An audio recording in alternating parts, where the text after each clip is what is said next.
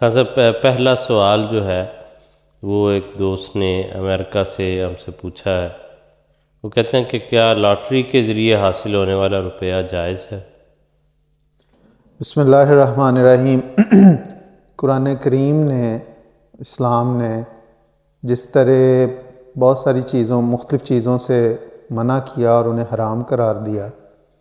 جس میں مردار، سور کا گوشت، اسی طرح شراب، اور اس کے ساتھ جوئے کو بھی اسلام نے حرام قرار دیا. قرآن کریم نے جہاں پہ جوئے کا ذکر کیا ہے وہاں پہ شراب اور تیروں کے ساتھ، جو زمانے میں بتوں کے سامنے تیر ڈال کے وہ قرآن اندازی کرتے تھے، اس کے متعلق فرمایا کہ رجسن، یہ پلید چیز ہے، من عمل شیطان، اور شیطانی عمل ہے، اس سے تم اجتناب کرو. اس کا واضح طور پہ اسلام نے ان کو منع کیا. اور اس میں جوئے کی جو ممانعت ہے، اس کی حکمت یہ ہے کہ یا تو انسان کے پاس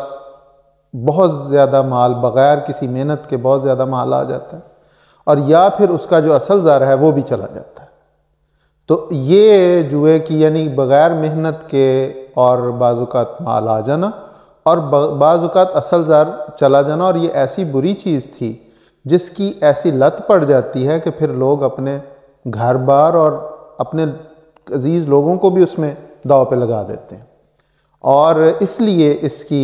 ممانعت فرمائی. جس طرح جوا ہے، لاٹری دراصل اسی کی ایک قسم ہے، اور اس میں بھی انسان بعض اوقات 10-10 ہزار پاؤنڈ یا 25-25 ہزار پاؤنڈ کی لاٹری نکلتی ہے، اور بعض اوقات وہ نکل آتی ہے، اور بعض اوقات یہ ہوتا ہے اگر نہیں نکلی تو اصل زر بھی گیا. تو گویا یہ بالکل وہی صورت ہے جو جوئے کی ہے، اس لیے اسے واضح طور پر منع فرمایا گیا ہے. حضرت مسلم رضی اللہ تعالیٰ عنہ نے فرمایا کہ لاٹری خالص جوا ہے، اس لیے یہ منع ہے. جوا چونکہ اسلام میں منع ہے، اس لیے یہ منع ہے. اسی طرح حضور نے فرمایا، ایک جگہ فرمایا کہ لاٹریاں بھی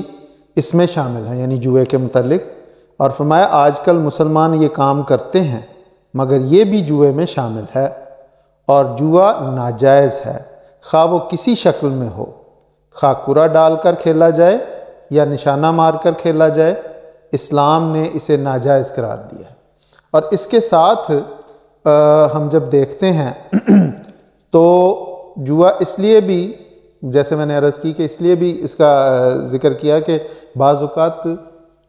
بغیر محنت کے بہت زیادہ مال آ جاتا ہے، اور انسان کو جب اس قسم کا مال آتا ہے تو پھر اس کے اخراجات، اس کے خرچ کرنے کے بھی ذرائع ویسے ہی ہوتے ہیں. جس بےہودگی کے ساتھ وہ مال آتا ہے اسی بےہودگی کے ساتھ وہ پھر خرچ ہوتا ہے. اور پھر اس کے ساتھ حضرت خلیفۃ مسیح رابع رحمہ اللہ فرمایا کرتے تھے کہ یہ جو لاٹری ہے اس کے ذریعے غریب کو غریب تر کیا چلا جاتا ہے، اور امیر کو امیر تر یہ کرنے والی ہے، جو دراصل اسلام کے بنیادی احکامات کے بھی خلاف ہے. اور اسلام نے زکوٰۃ، ورثے کی تقسیم، یہ ایسے احکامات ہیں جن کے ذریعے جو مال ہے یا تجارت، اس کے ذریعے مال کو لوگوں کے ہاتھوں میں چکر لگتے رہنے کو پسند کیا ہے، تاکہ مال پر کسی ایک کا قبضہ نہ ہو جائے. آپ دیکھ لیں کہ موجودہ حالات میں بھی اگر ہم نظر ڈالتے ہیں تو قومیں اس لیے تباہ و برباد ہو جاتی ہیں، بعض اوقات ملک کے ملک تباہ ہو جاتے ہیں کہ جب کوئی ایک قوم جو ہے وہ مال سرمایہ پہ قبضہ کر لیتی ہے تو وہ جس طرح چاہتی ہے اس قوم کو پھر چلاتی ہے.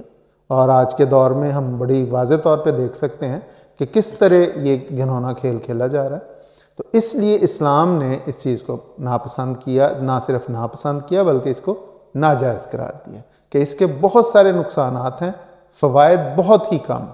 اس لیے جس طرح جوا حرام ہے اسی طرح لاٹری بھی ہے، کیونکہ اس کے نتیجے میں جو ایک بڑا حصہ ہے رقم کا وہ کسی ایک فرد کے پاس چلا جاتا ہے، اور جو دولت کی تقسیم ہونی چاہیے معاشرے میں، جیسے آپ نے ذکر فرمایا کہ وہ چکر کھاتا رہے، اس سے رک جاتا ہے. اور جو موجودہ بے چینی کی دنیا میں حالتیں ہیں اس کی بہت بڑی وجہ جو ہے وہ یہی بیان کی جاتی ہے کہ دنیا کی دولت کا بڑا حصہ جو ہے وہ 10% سے بھی کم لوگوں کے پاس ہے، بالکل، اور باقی 90% جو ہے وہ بیچارے اس کے بغیر جو ہیں زندگی گزارے ہیں، اور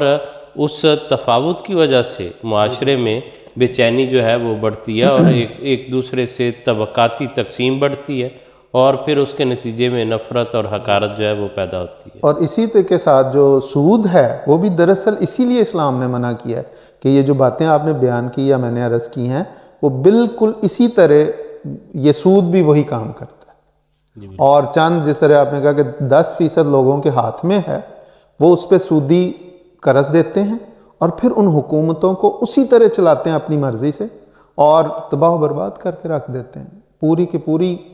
کی پوری قوم جو ہے ان کی غلام بن جاتی ہے، اور وہ اپنی ترقی کر ہی نہیں سکتے۔